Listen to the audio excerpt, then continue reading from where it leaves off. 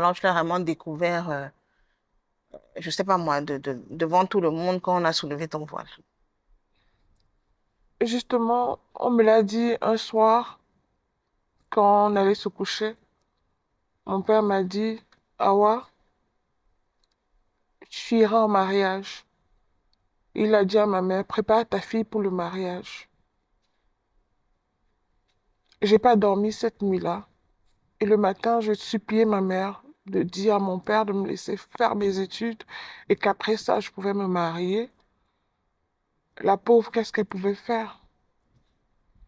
À peine elle avait ouvert la bouche que c'était des coups. Aucune femme n'avait le droit de parler à mon père. Elles étaient toutes muselées. C'était ce qu'il disait qu'on faisait. Ma mère n'avait pas d'autre choix que de me préparer au mariage. Mais moi, je refusais d'écouter tout ce qu'elle me disait. Parce qu'avant l'étape du mariage, il y a une préparation au mariage. J'ai boudé tout ça. Elle disait quoi? Elle te En disait fait, elle quoi? voulait me dire que la femme qui avait un mariage, elle est soumise. C'est ce qu'elle essayait de me faire comprendre. Elle me Mhm. ramenait à la cuisine. Elle me disait comment est-ce que je devais me comporter avec mon mari les soirs. Mais ça ne passait pas chez moi parce que j'étais fermée. Je ne voulais rien entendre. Tout ce que je voulais, c'est qu'on me laisse faire mes études et que plus tard, je choisisse qui je veux épouser. Mhm. Je n'avais jamais vu le monsieur. Je l'ai vu juste ce jour-là où on m'avait maquillée, habillée, présentée à l'inconnu. Tu l'avais jamais aperçu, Jamais même aperçu. boire un thé à la maison, je sais Jamais pas, rien. aperçu. Jamais. Je Tu l'ai savais même pas d'où découvert. il sortait. Même pas. Je l'ai découvert le jour du mariage. Et comme je vous ai dit, il m'a dit oui, comme s'il signait un contrat. À peine même, il m'a souri. Il m'a même pas regardé. Mais j'avais pas le choix. C'était ça ou être déshonoré par mon père. D'accord. Quand tu te maries, alors, tu nous as dit que la nuit de noces s'est très mal passée, qu'il a été particulièrement brutal. Tu as parlé de viol dès dès l'entame de ton mariage. Euh, Quand tu arrives chez ton époux, est-ce que tu es la première femme? Est-ce que Oh, tu as d'autres, des co-épouses qui viennent par la suite ou alors tu en trouves dans ton foyer? non, je n'en trouve pas, mais il y a eu une épouse avant moi, D'accord. ouais, qui est partie aussi, mais que je n'ai pas connue. Ah, elle s'est enfuie, c'est ça, hein? Oui, elle s'enfuit aussi, mais elle n'avait pas d'enfant. Donc, du coup, il n'y avait pas de traces. C'est en parlant aux voisins que j'ai pu savoir qu'il y avait une... Parce qu'à côté de la maison, il y avait une dame qui n'était pas musulmane, qui de temps en temps m'apportait un soutien. Quand j'étais mal, c'est elle qui me consolait, me donnait des conseils. Mais jamais elle n'avait eu le courage de me dire de fuir. Mais elle avait des mots qui pouvaient le dire, mais moi, je comprenais pas étant toute petite. Mhm. Ce n'est qu'à l'arrivée de ma sœur Aminata que j'ai eu cette force de partir. Mais c'était très, très douloureux pour moi parce que je ne suis pas partie avec tous mes enfants. Je n'ai que pris mes filles sous les bras cette nuit-là. Et justement, comment se sont passées tes grossesses? Tu tombes enceinte rapidement ou tu as quelques années où vous êtes d'abord seule, vous vivez ensemble? Non, non. À peine entrée chez lui, je n'avais pas 2 mois que j'étais déjà enceinte. Et il n'attendait pas les retours de couche pour reprendre son activité. Il me faisait savoir que je suis sa propriété. Il peut faire de moi ce qu'il veut. Donc, à chaque fois qu'il désirait prendre son dû, je me donnais, je n'avais pas le choix, sinon c'était les coups après. Donc, mes enfants n'ont pas un grand écart. À peine j'accouchais, 3 mois plus tard, j'étais enceinte de nouveau. Si bien qu'à l'hôpital, les médecins se posaient des questions. Mhm.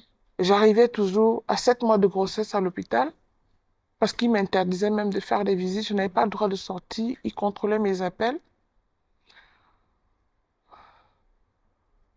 Dieu merci, les grossesses ne se compliquaient pas. Elles se passaient très bien. Et du coup, il en profitait pour penser qu'il pouvait continuer à faire sa sale besogne.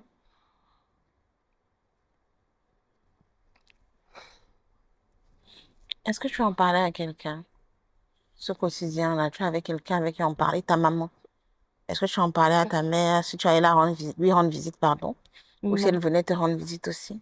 non, je n'avais pas le droit de repartir chez mes parents. Même une journée pour rendre Non, visite? non, non, Non, je n'avais pas le droit de sortir, pas de droit au coup de fil. Les coups de fil étaient tamisés. Ma mère m'appelait quelquefois, mais c'était toujours en présence de mon père parce que il fallait pas que je lui dise certaines choses, il fallait pas qu'elle me dise certaines choses. Donc tout était contrôlé. Il n'y a que la voisine que je voyais en cachette d'ailleurs, qui de temps en temps m'apportait un soutien moral, mais elle ne pouvait pas aller au-delà parce que mon cher bourreau d'époux était vraiment, c'était la terreur. Il était hyper contrôlant, quoi. Oui. Tu nous as dit, alors que ton déclic est venu de la violence de ton mari, qui s'est donc déplacé, si j'ai bien compris, de toi, qui a commencé à aller vers les enfants, il a commencé à se montrer. Il battait les enfants également. Oui. Quand il a commencé à se montrer violent avec les enfants. Mais est-ce que tes filles allaient à l'école? Si mes filles allaient à l'école, mais là, elles étaient encore au primaire. Elles étaient encore petites. Oui. Et Donc, donc le déclic vient de ça, la violence qui commence à témoigner aux enfants. Et tu te dis que ah, mes filles vont avoir le même destin que moi, c'est ce qui te permet de prendre courage. Mais justement, Aminata qui vient te rendre visite, tu disais que même ta maman ne vient pas. Comment Aminata a fait pour arriver en fait, Aminata vient parce que, comme elle a vécu à l'étranger et qu'elle est cultivée et libre dans sa tête, elle a des façons de prendre les choses. Et lui, il avait du respect pour elle parce que il trouvait qu'elle venait de l'Europe. Il ne peut pas lui dire n'importe quoi. C'est comme ça qu'elle vient chez nous faire 2 jours.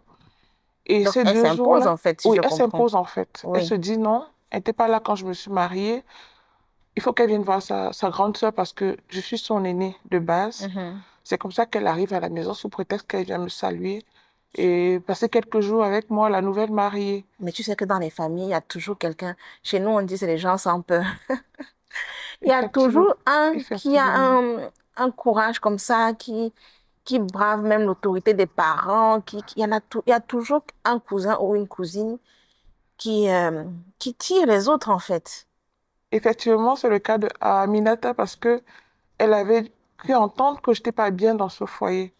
Quand elle vient s'installer, son défi, c'était de venir voir avec des yeux ce que je vivais. Une fois qu'elle arrive, elle regarde ce qui se passe sans rien dire. Moi-même, je n'avais pas imaginé qu'elle pouvait avoir ce courage de me donner son numéro de téléphone et me dire, je savais même pas qu'elle se rendait compte de ma douleur alors qu'elle vivait ça avec moi. Les 2 jours ont suffi pour que ce soir-là, pendant que je triais le mille, qu'elle me retrouve dans la cour et me glisse le bout de papier. Mais il y a des choses qui sont évidentes, hein. Tu sais, il y a des choses, même si tu veux camoufler, il y a des choses qui se voient.